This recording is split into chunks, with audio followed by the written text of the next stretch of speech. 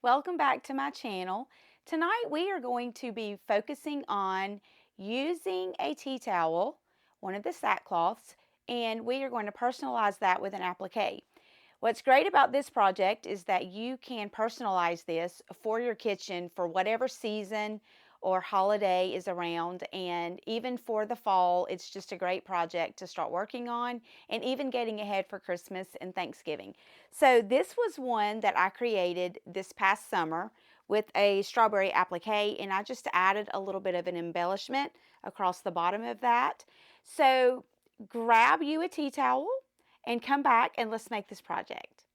So for this project, you are going to need a flour sack towel or any tea towel that you want to use, but I love these and I think that they are great because they are thin and they're also white, so you can decorate these very easily with something of your choice and add a lot of color and personality to your kitchen. You will also want to have HeatnBond. There is a HeatnBond that I like to use also that's printable. So if you have a printer or a Cricut and a printer or some other cutting system and you have the ability to do a print and cut, you can easily cut out something and print it directly onto your HeatnBond, and that will save you a little bit of time. Just remember that you want to make sure the image is the correct direction, because when you cut out whatever design you want to use, you will be putting it on the back of your fabric. So if you have it the wrong direction and you get ready to put it together, then it may not be the correct image when it's flipped to this direction. So just keep that in mind. Now, I would have printed this with a different color, but I wanted it to kind of stand out so that you guys can see this is just printed on HeatnBond. So this will be very easy for us to peel and stick once we cut it. So you will notice that this one has some very small parts to it that you have to cut around. And so I recommend that you do not cut them apart. So I've cut one side to show you that when you do that on this, it's going to be really hard to have to cut it back around on the fabric. But if you leave it attached and you get it adhered to the fabric, it'll be sturdier and you'll be able to cut out those small pieces very easily compared to trying to do that before. So you could even cut this out in a perfect square and then trim out the truck from the square if you wanted to. So these are your main supplies that you're going to need. If you are going to do a trace on your HeatnBond, I like to use a Sharpie.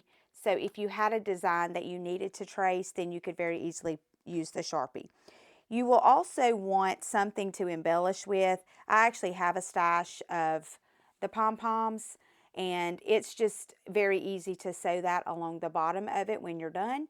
So these are just basic supplies. Now, before I start actually working on the project, I like to get my tea towel prepared by ironing it. And what I do is I completely open this up and I iron the entire thing on the ironing board so that I can get it refolded differently from how it comes in the package.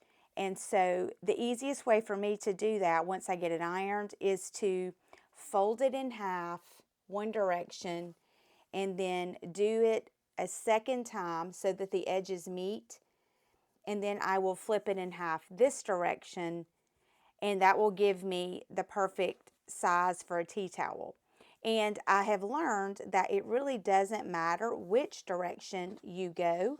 So if you want yours folded the other way, it's just a perfect square and you're going to get the same effect. So just decide which side you like the best. Make sure that the seams that are sewn are going to be to the inside when you fold it, and then you will just flip it in half. So then once you have it looking the way that you want it to look, keep in mind when you are working with tea towels, you are not going to ever get a perfect straight ironed edge. Now you could try if you wanted to starch it, but I do not.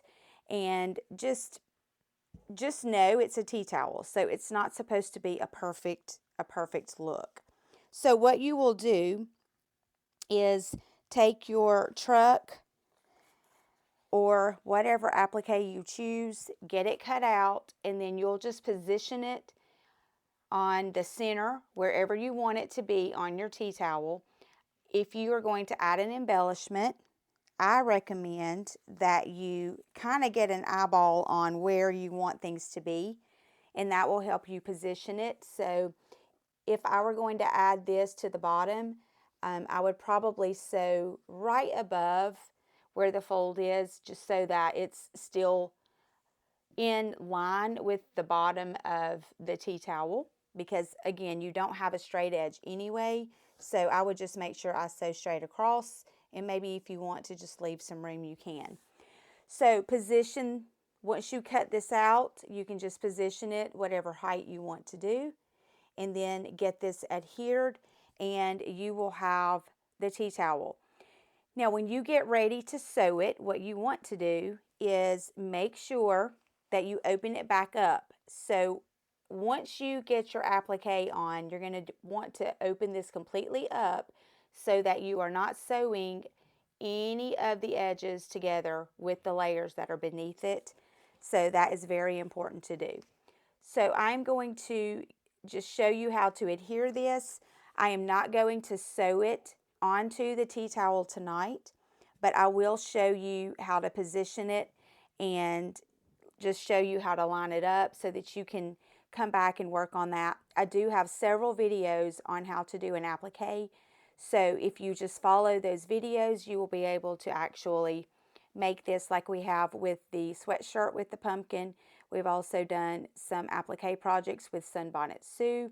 So there are several appliques that we've done on previous videos that you could go back and just watch those techniques. When you have intricate pieces like this that are going to be very small, I recommend embroidery scissors. And also, if you will fold it, you can put a slit in the part that is going to be cut out, and then get your scissors into that, and you can cut this out a little bit easier, because you will have these circles, and you will also have the grill of the truck where you are going to be cutting out small pieces. So I just wanted to show you guys that you can very easily get close enough to get those, and it doesn't have to be perfect. You can make them a little wider if you prefer, but just use embroidery scissors if you want to get a really decent close cut. And also, just a little tip for you, when you get ready to sew this, because this is going to be so extremely small, I would just pick a stitch on your sewing machine that's decorative and use that, and just completely sew over that little piece however you would like to do it. And that will just save you some time in trying to applique, because you're going to go everywhere when you sew these small pieces on the sides of the mirrors and the center of the windows of the truck. So I just wanted to give you a tip on just an easy way to cut that out by folding it, getting it started, and then using these embroidery scissors to kind of go in and get really close to those edges. So this is my finished example for you. Notice I did a really thick zigzag stitch around the outsides, but for the mirrors and the grill, I just found a decorative stitch that wasn't a perfect alignment, and I just sewed directly over the small strips, because you don't want those to come loose, and it just makes it kind of have a unique look to it. And then you can use any kind of embellishment that you want for the bottom. There's all kinds of trim out there. You could do a ruffle even if you wanted to. I just have a lot of this left over from other projects. Also, if you want this to be more blended, you could use the color thread that matches your design that you're choosing, and it would blend in better. Because I want you guys to kind of see how it looks, I just used white. Same thing with this. You can use the same color thread, and you'll never know that this was sewn onto that. with the stitch obvious. So this is the one from this summer with the strawberry, and then this is the one that we just did just using the truck. You could do a pumpkin, a ghost. I mean, there's so many different things depending on what occasion it is. So I hope that you have enjoyed this project. I'm interested in hearing if you have some suggestions of some things that you might want to know how to do, and I would love to show some things that maybe you have ideas for. I could try to help you create something that you're interested in. One other thing that I would like to know if you're interested in as well is I do like to do some hand stitching and some hand embroidery sometimes, and you could come up here and put hello fall or something like that as an embroidery. So if that is something you would be interested in seeing, please let me know in the comments, and maybe I can come back on a later video and just show you how to do some hand embroidery stitching with some little words or titles that you may want to use as an accent. Please remember to like and subscribe, and feel free to comment with any questions that you have, and I hope to see you in the next video.